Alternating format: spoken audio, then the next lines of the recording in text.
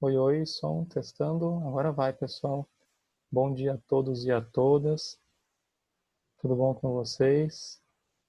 É uma satisfação poder estar conversando com cada um.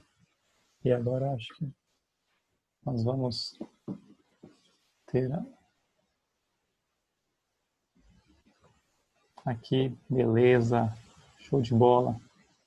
Que bom aqui, eu tô me organizando, mas quero dar as boas-vindas a cada um de vocês, cada um e a cada uma, para o nosso retorno às aulas presenciais, ok? Aliás, à distância, no caso, e com isso dar destaque ao retorno das nossas aulas e também dar as boas-vindas ao terceiro bimestre, com os nossos conteúdos que eu vou compartilhar já já com vocês. E hoje, em especial, nós vamos trabalhar a unidade do livro didático, que aborda justamente sobre as colonizações da América por parte dos espanhóis e por parte dos ingleses. Eu dividi a aula em três, quatro momentos. Hoje nós iremos ver o primeiro momento da colonização a partir da ocupação dos espanhóis. Tudo bem? E em breve, daqui 2 aulas, nós vamos entender toda a dinâmica também dos ingleses, mas sempre dando uma atenção especial às populações originárias, às populações aqui das Américas. Tudo bem? Então, eu quero, a partir de agora, neste momento, dar o destaque. Aqui eu vou compartilhar a partir de agora, tá bom? Vamos lá? E venham comigo, tá? Não desistam nesse momento. Façamos parte aqui do nosso trabalho. E vamos lá. Opa, aqui compartilhei. Beleza. Vocês percebam que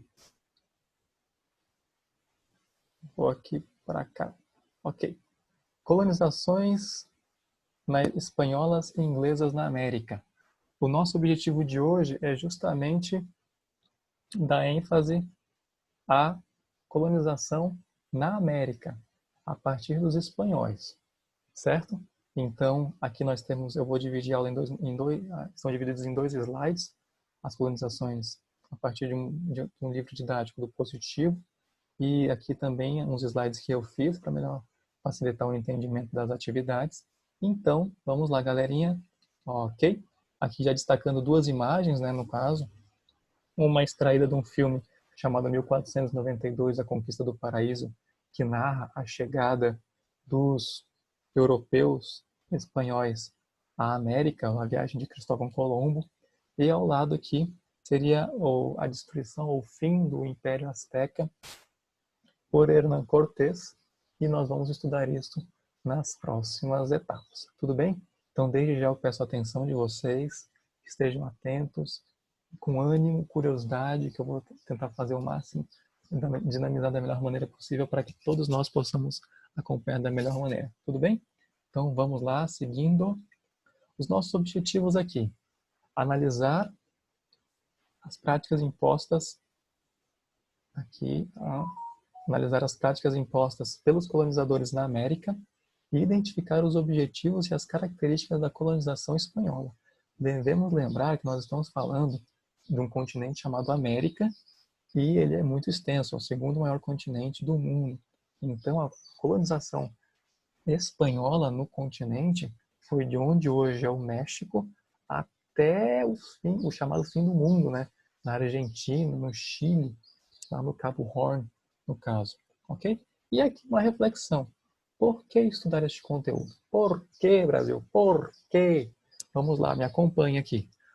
Você já pensou sobre os motivos para estudar sobre a chegada dos europeus à América? Por que o continente possui este nome América? Por que não Inca? Por que não Azteca? Por que não Quetzalcóatl? Por que não Tahuantinsuyo? Por que não Quechua? Por que não Tupi? Por que não Guarani? Por quê? Por quê? Por que Brasil? Quais são os idiomas mais falados no continente, por exemplo? Por que eu estou falando neste momento português? Porque neste momento eu não estou falando, por exemplo, Macuxi, Moriway, Cané, Maicam, Chipatá. Ou também não estou falando em espanhol. Por quê? E aí, no caso, como você e a sua família chegou à região em que você mora hoje? Vocês são migrantes? Seus avós eram migrantes? Seus antepassados, seus bisavós, seus tataravós? Então, assim, tudo isso também, de uma certa forma, pode contribuir para um processo de ocupação de uma região. Tudo bem? Então, sigamos adiante. Aqui os objetivos a partir do livro didático do positivo. Aqui já tem algumas atividades, mas nós iremos pulá-las. E relembrando um ponto muito importante para que nós possamos relembrar da chegada dos europeus à América é justamente as colonizações, as navegações. As grandes navegações europeias, a partir do século XV, mais ou menos, com Portugal e Espanha tendo um protagonismo, e posteriormente Inglaterra, França, Holanda. Lembrando que nós já estudamos também sobre essas viagens no entorno da África, com destino à Índia, à China, ao Japão.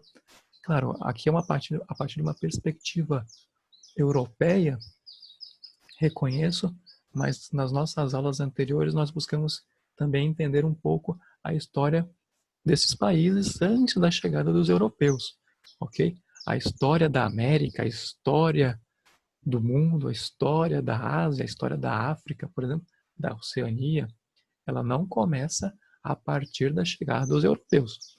Nós devemos estar atentos a isso, lembrando que nós também já estudamos sobre os primeiros povos na América. Claro, um resumo, porque são muitos povos, muitas culturas, muitos registros, então nós vimos apenas uma vírgula dessa grande história dos povos na América, e aqui no caso tendo como marco a partir dos europeus no continente americano a chegada de Cristóvão Colombo, ok? Chega às Américas, embora tivesse acreditado que havia descoberto um caminho para as Índias, certo? E aqui também, lembrando que ele estava a serviço do reino espanhol, que atravessou o Oceano Atlântico e chegou até a América. Ok, pessoal? Então vamos lá, 3, 2, 1 aqui. Relembrando, de uma imagem icônica para os europeus e para quem estuda as colonizações a partir dessa perspectiva, em que você tem a imagem de Cristóvão Colombo chegando às Américas, às populações originárias, às populações indígenas, à margem, à sombra, percebam que há uma luz em destaque aos europeus, enquanto as populações locais estão olhando tímidas, receosas, céticas. Aqui você também tem a representação do poder religioso, na parte da religião cristã católica apostólica romana, e também os seus navegadores. Aqui você vê um navegador se apegando à terra, porque eram dias de viagem, a possibilidade de não encontrar terra, e com isso o alimento acabar, a água apodrecer, e outros problemas acontecerem a ponto de um motim, por exemplo, ser realizado ou não. Então você vê um alívio por parte deste navegador, assim como por parte dos demais, tentando chegar à terra, ocupar. E aqui você também tem uma noção de posse, de ocupação. Percebam a mão, o braço de Cristóvão Colombo elevado, enquanto a espada sobre a terra, pode indicar a ideia de domínio, de aqui é meu lugar, aqui é um território espanhol. Tudo bem? Aqui, no caso, uma imagem representada no ano de 1842, ou 62, perdão, quase 400 anos depois da chegada dos europeus. E então tem todo este imaginário, ok? E aqui tem um texto que é o mesmo que está aqui neste quadro verde do relato de Colombo. E aí você vai ouvir a minha voz agora, espero que eu possa recitar bem estas falas de Cristóvão Colombo. 3, 2, 1, produção. Me pareceu que era gente que não possuía praticamente nada. Andavam nus como a mãe lhes deu a luz, e todos os que vi eram jovens, de corpos muito bonitos e caras muito boas, os cabelos grossos, quase como o pelo dos rabos de cavalos, e curtos. Eles se pintam de preto e são da cor dos canários, das Ilhas Canárias. Nem brancos, nem negros. E se pintam de branco, e de encarnado e do que bem entendem. Não tem nenhum ferro, as suas lanças são varas sem ferro, sendo que algumas têm no cabo, perdão, um dente de peixe. Devem ser bons e serviçais, e creio que depressa se fariam cristãos. Me pareceu que não tinham nenhuma religião. Eu, comprazendo a nosso Senhor, levarei daqui, por ocasião da minha partida, 6 deles, para as vossas majestades, para que aprendam a falar. Como se, aí no caso, tem toda uma interpretação de Cristóvão Colombo sobre isso, ok? Então estejamos atentos, porque aqui no caso, Cristóvão Colombo se refere a partir da sua perspectiva como um europeu, como das perspectivas que ele tinha, né, do seu imaginário, dos seus estudos, certo? Então estejamos alertas a isto, tudo bem? Então tudo aqui, por que ele fala cristãos? Porque ele acredita que os indígenas não tinham nenhuma religião, sendo que o ser humano, por sua natureza, é um ser religioso. Porque ele compara o cabelo aos rabos de cavalo, lembrando que o cavalo é um animal muito nobre, e que não existia na América. O que mais? Porque ele pretende levar 6 indígenas à América, ok? Então façam esse exercício. Aqui são 2 imagens extraídas do filme 1492. Então, o exercício de reflexão, né? Como que Colombo descreve os povos das Ilhas Canárias e a cor da pele? Por que ele citou depressa se fariam cristãos? Por que o cristianismo é mencionado por Colombo? Se você fosse convidado por Cristóvão Colombo a viajar para a Europa, aceitaria o convite de sair de sua terra natal para uma região desconhecida? Aqui ao lado é o texto, né? Então você pode pausar o vídeo, conversar com seus pais sobre essa atividade e seguir em frente, tudo bem? Vamos lá, dando continuidade. Momento de intervalo, né? Você pausar o vídeo, conversar com seus pais sobre o conteúdo, refletir e também beber água. Inclusive, eu vou fazer isso neste momento. Saúde!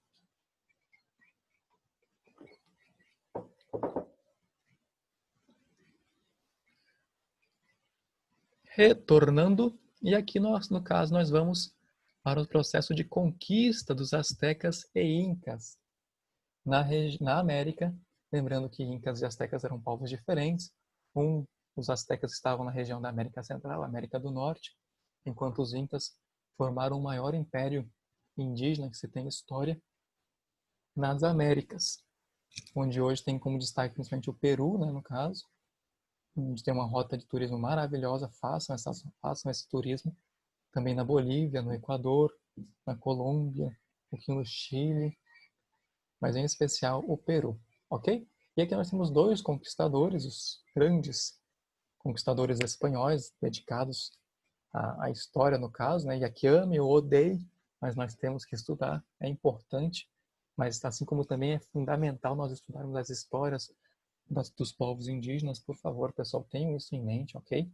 E aqui nós vamos por etapas. A conquista dos astecas e incas. Após os primeiros contatos entre exploradores espanhóis e nativos da região do Caribe, na América Central, uma expedição liderada pelo espanhol Hernán Cortés chegou ao atual território do México em 1519, menos de 30 anos depois da chegada de Colombo. Ele foi atraído pelas notícias que o Império Azteca era rico, de fato era, poderoso e detentor de consideráveis reservas de ouro. Lembrando que o ouro, até hoje, né, é algo muito visado, e naquela época não era diferente.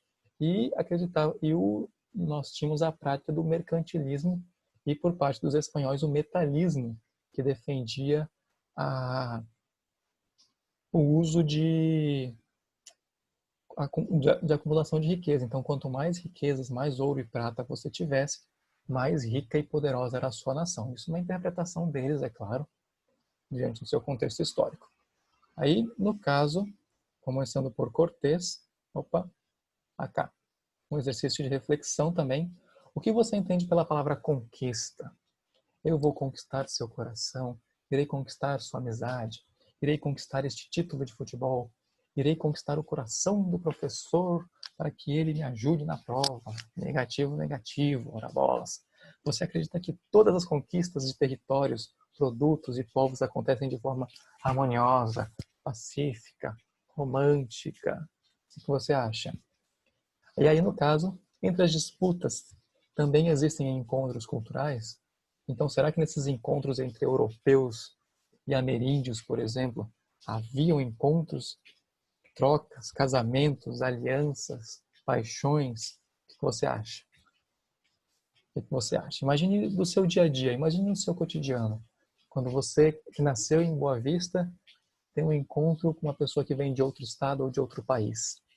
Não há um debate, você não conversa, você não fica curioso com a forma como ele fala, os gostos musicais, literários, de filmes, o que ele veio realizar em Roraima, ele está à procura de trabalho, à procura de refúgio, vindo visitar os familiares, o que ele faz? Existem vários modelos, existem vários exemplos, ok? E aí, no caso, como nós estamos falando de impérios, Império Azteca, Império Inca, também existe as inimizades, os adversários. Então, por exemplo, quando eu estou falando de vencer um estrangeiro, ou, aliás, uma pessoa, um povo local que dominou a região em que eu habitava, e, com o passar do tempo, um estrangeiro de uma outra região do mundo me oferece aliança para derrotar aquele adversário. O que você faria, José? O que você faria, Ana? O que você faria, Antônio? O que você faria, Maria? Você se aliava a ele? O inimigo do meu inimigo é meu amigo? E aí? E aí? O que a gente faz, hein? O que será? E aqui no caso, vamos lá.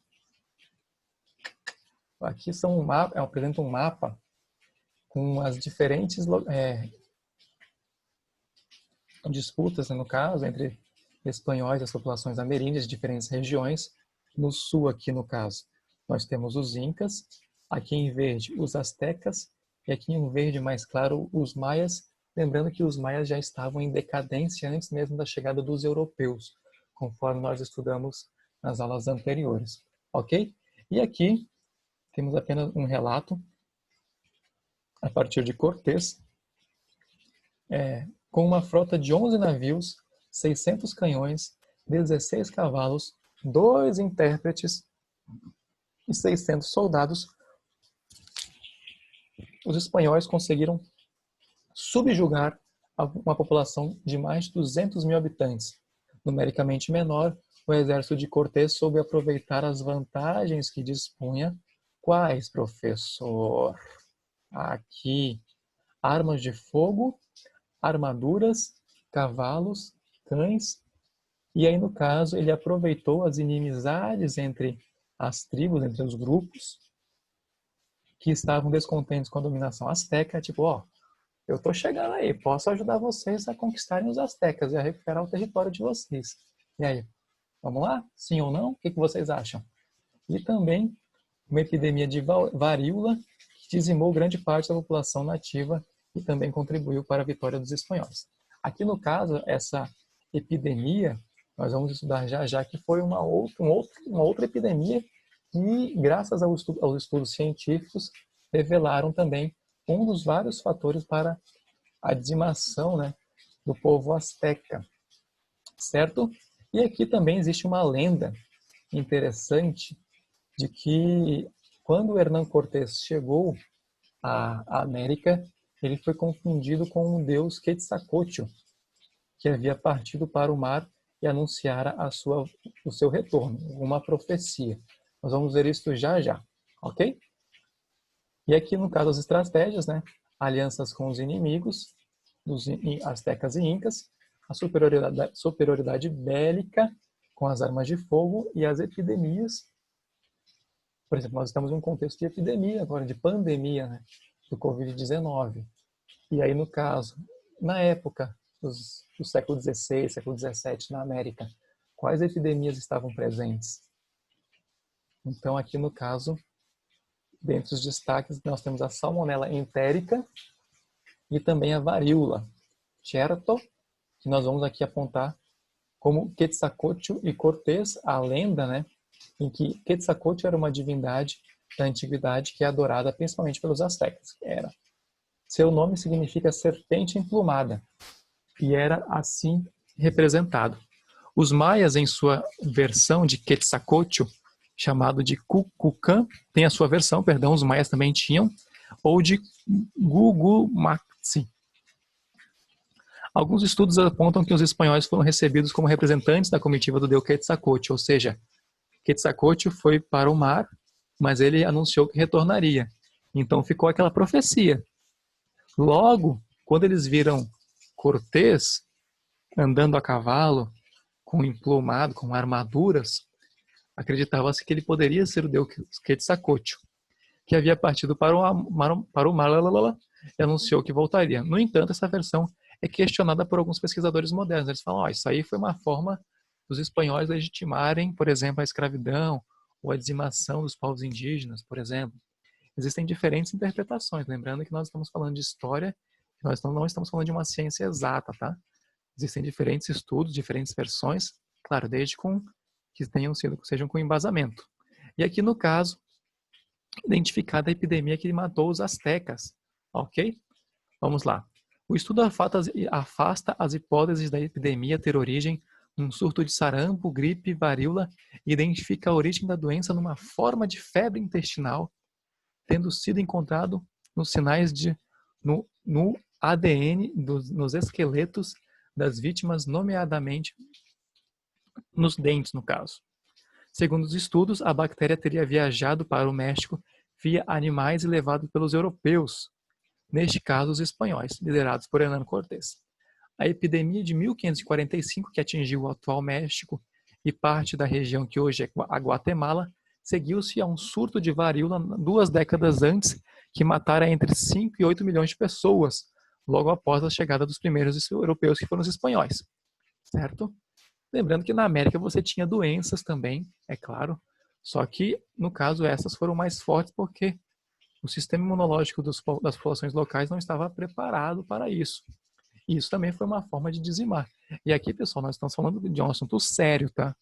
Não vejam isso com amor, com alegria, não. É um assunto seríssimo, certo? Basta ver o exemplo que nós temos hoje da Covid-19, ok? Vamos lá? E aí, uma provocação, porque geralmente tudo assim, isso aí foi no passado. Mas e hoje? O que vocês acham? Os povos nas Américas, todos nós, todos que moram neste continente, todos que moram na África, todos que moram na Europa, na Ásia, na Oceania, estão imunes a doenças? O que vocês acham? Leiam com atenção essas duas matérias, ok, pessoal?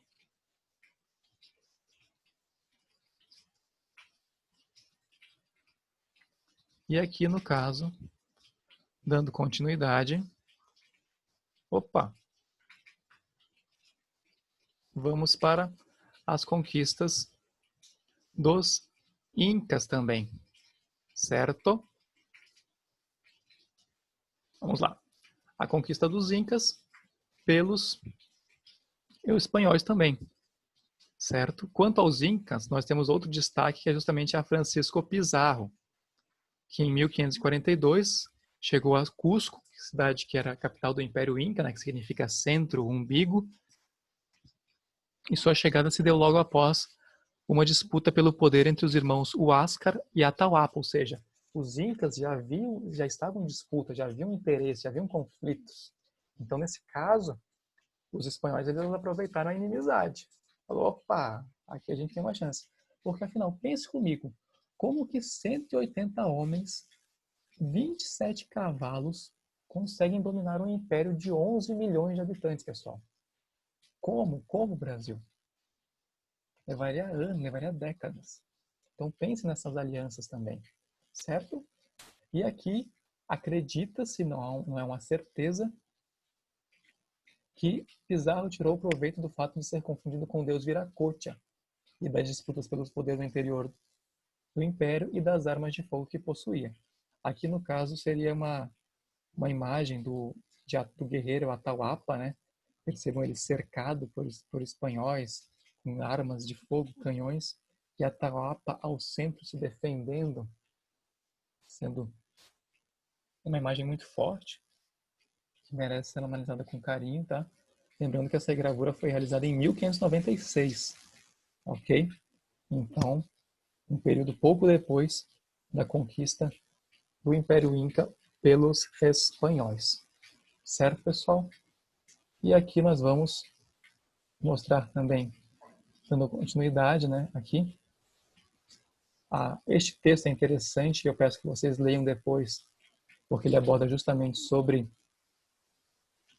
aqui melhorar a imagem para vocês, justamente sobre a conquista dos espanhóis e citando as diferenças e as armas de fogo a partir de um texto escrito por Eduardo Galeano, um escritor uruguaio. E aqui nós temos também uma outra representação, que é justamente soldados, o massacre de soldados pelos astecas. Então vejam imagens muito fortes, pessoal. Aqui no caso, você tem representação dos astecas atacando, crucificando. E aqui é uma ideia interessante porque você percebe que já demonstra como se fosse uma cidade de características europeias, né, espanholas na América. Só que, na verdade, nós estamos falando do início da ocupação. Então, não eram assim essas construções. Assim como também os astecas, eles estão representados de uma forma como se fossem povos estranhos. O que demonstra também um certo, claro, obviamente, né, diante de uma visão eurocêntrica, uma visão de um outro povo, de uma outra interpretação, mas é a ideia de colocar as populações ameríndias como estranhas, certo? E aqui, no caso, você tem um ataque e uns conflitos entre espanhóis e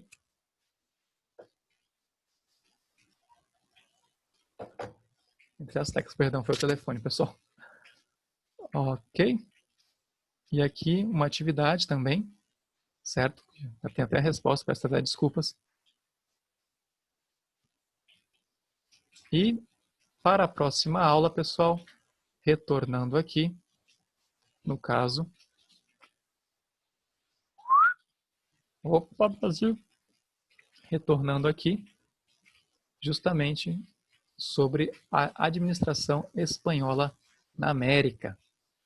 Ok? Então, para a próxima aula, nós vamos estudar sobre a administração espanhola, mas lembrando que na aula de hoje nós vimos sobre... Vamos ver aqui.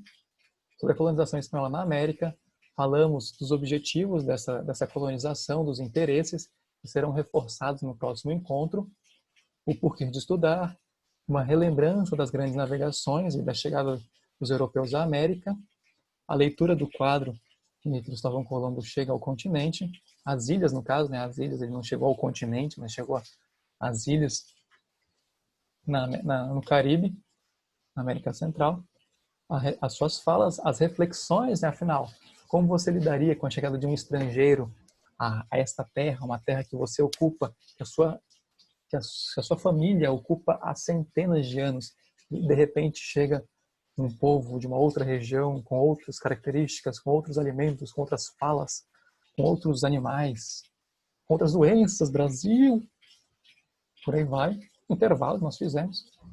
Hernán Cortés e Francisco Pizarro. Reflexão. Ok?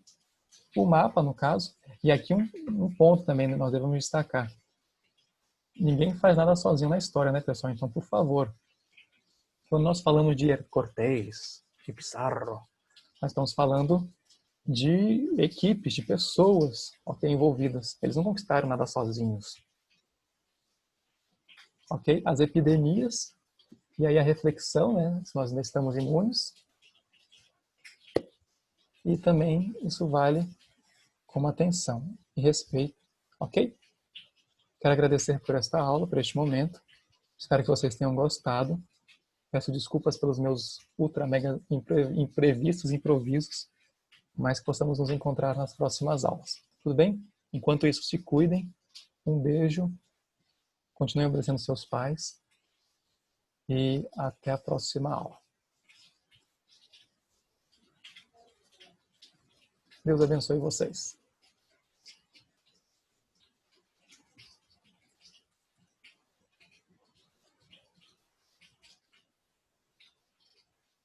Como é que eu faço, Brasil?